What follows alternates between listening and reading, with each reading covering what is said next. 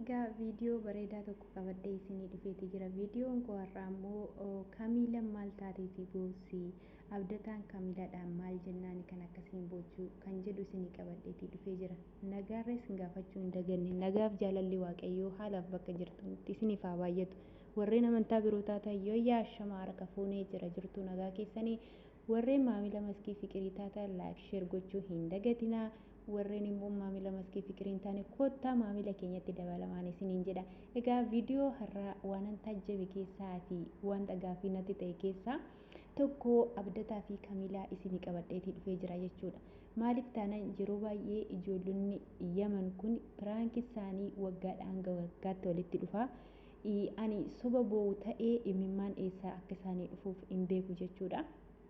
Keessattuu shamarran jaalalaaf maaliif cabdii fi akkasuma dhiiraaf maaliif kufti kan jedhu gaafii sammuu koo keessatti ta'e osoo ani ta'es akkasumaan kufaa jedheetii yaada. Maaliif taanaan yoo ati ofii keetiif imimmaan dhangalaasuu baattee yoo ofii keetiif yeroo hunda dhiiraaf harka kennuu laatte wanti dhiirri tokko sirratti miila gadi ijjatu hin jiru jechuudha. Maaliif taanaan egaa abdataa fi Kamiilaan jaalallee lamaanaa ta'uu akka jaalallee lamaanitti kanaa sa'an inni immoo maal yaadetii kan ishii boochisaati jiru. Ishiin immoo yeroo baay'ee hargitaniitii jirtu samoona kana ni boossi.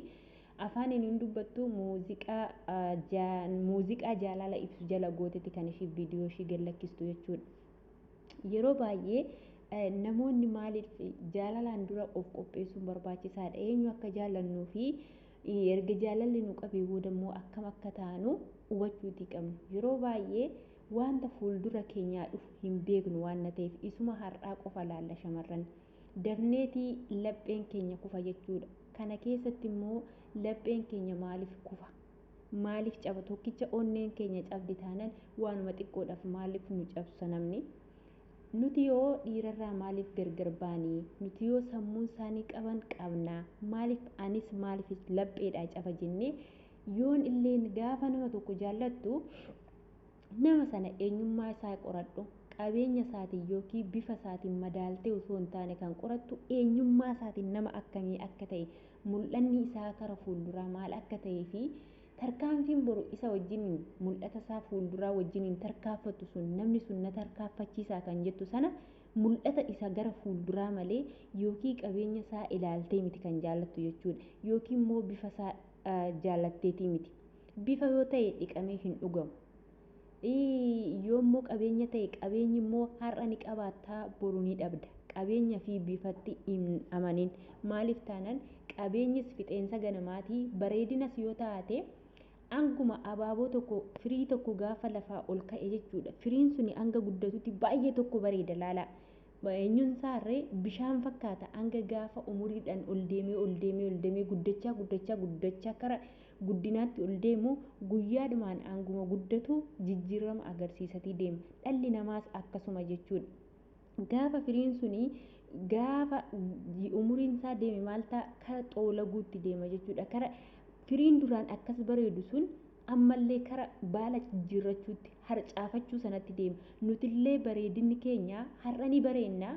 Hanguma umuriin keenya deemaa deemu bareedinni keenya yeroo daa'imummaa sunillee nu gallakkisaatii kara dullumaatti deemuutii dandeenya. Kanaafuu yeroo baay'ee shamarran keenya waan ittiin miidhamnu keessaa tokko qabeenya dhiiraa laalla, lammaffaa immoo bareedina dhiiraa laalla jechuudha. Ani garuu akka maskii fiqiriitti waa'ee bareeduma namaas nan ilaallatu, waa'ee qabeenya dhiiras nan ilaallatu. Maaliif namni sun bushaa ta'e qabeenya qabaatus dhabus ana cinqa miti. Garuu namni sun imalli isaa kara fuulduraa, abjuun isaa kara fuulduraa maalidhaa? Maal hojjetaa?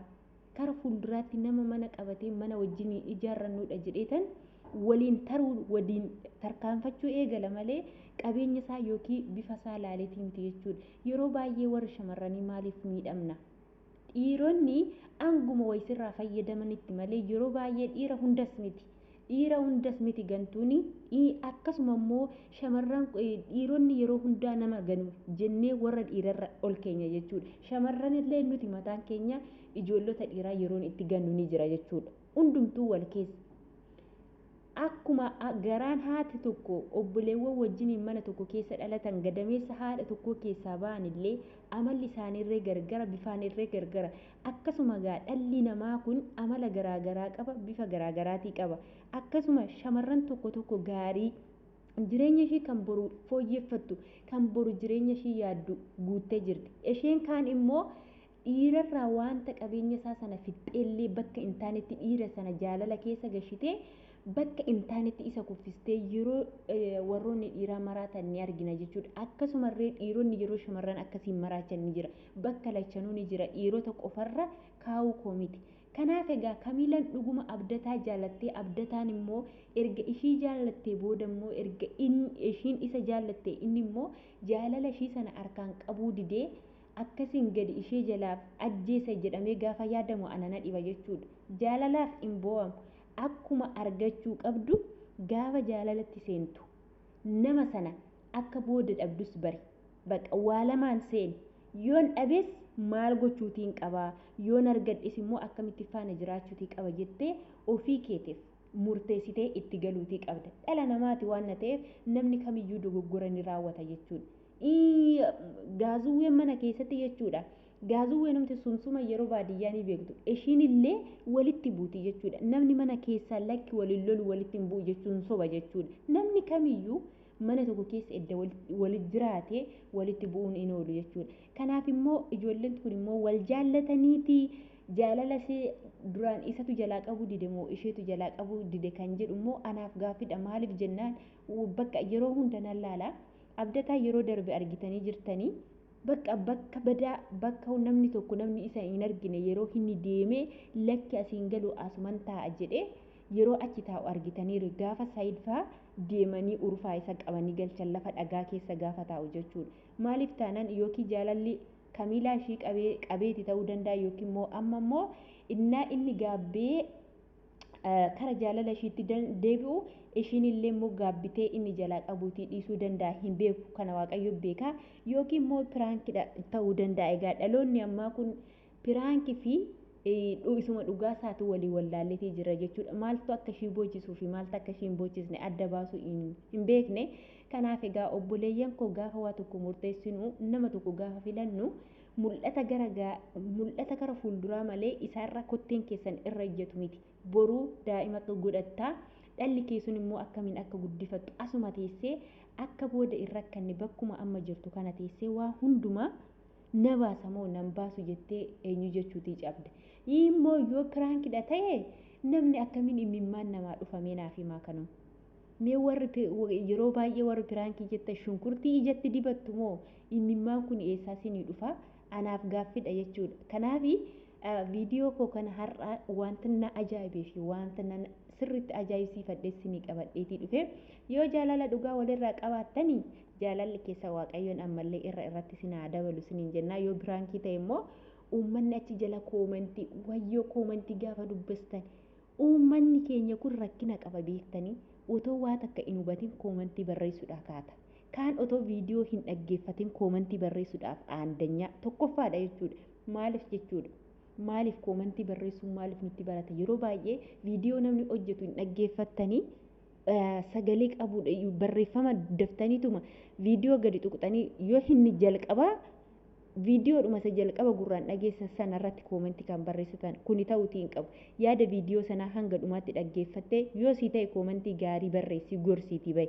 nama kamuyyuu yoo dogoggora hojjette dogoggora kee kana obboleessa koo obboleettii koo sirraa jedhiiti koomentii gaarii barreessiif malee koomentii maaliif wanta badaa hin hojjetin jechuudha koomentii gaarii barreessiitii bahe kanaaf viidiyoon koo har'aa asumarratti xumura viidiyoo koo kana keessatti gaafiif qeeqa yoo qabaattan bifa koomentiitiin nu barreessaa yoommoo gaaffii hin qabaanne share like gochuudhaan nu jajjabeessaa isiniin jenna egaa yeroodhaaf viidiyoo nuti qabanneetti dhufnu kana fakkaataa waan na dhaggeeffattaniif guddaa galatoomaa